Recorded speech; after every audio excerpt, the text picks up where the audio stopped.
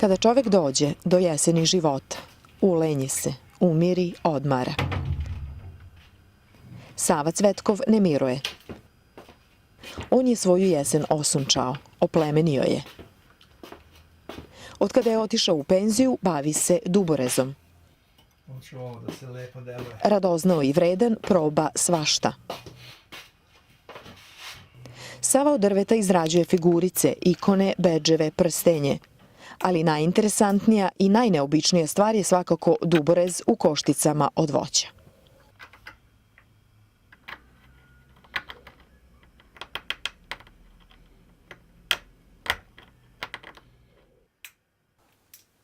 Ništa nije neobično kad se vole.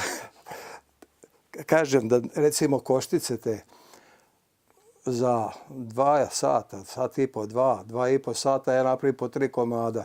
Najlepše se pravi na ringlovu. Ovo je slučajno, vidjeli ste to, snimili ste ova koštica od badema, slepljena, jednu sam eto Isusa Krista, drugu majku.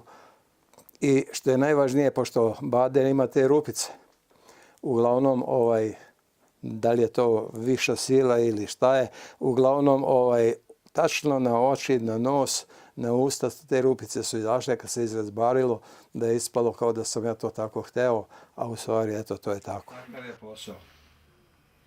Za rad koristi koštice od kajsije, badema, šljive, masline, trešnje, višnje. Od svega što koriste u ishrani, što se ubere ili kupi na pijaci. Sad vidite drugu.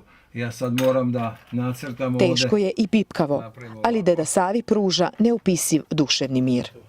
Na košticama rezbari Isusa i reljef sa Tutankamonovog prstena koji štiti od uroka i zla. Mnogo ih je uradio i uglavnom razdelio. Ovde samo u Zrenjaninu sam, da ne kažem više od 100, ali 102, 3 sigurno sam podelio. Jer nisam hteo da prodajem, zato što to ne može da se plati, a drugo, onem kome sam trebao da dam, ja sam to dao. Penzija je lepo doba i pravi način da se potroši vreme je da se uposle spretne ruke. Sav svoj alat pravi sam, noževe, četkice, pa čak i boje za ikone od voća i povrća. Koristi razne esencije, snalazi se. Potrebno je samo imati dobru volju i radne navike. Tada uspeh ne može izostati.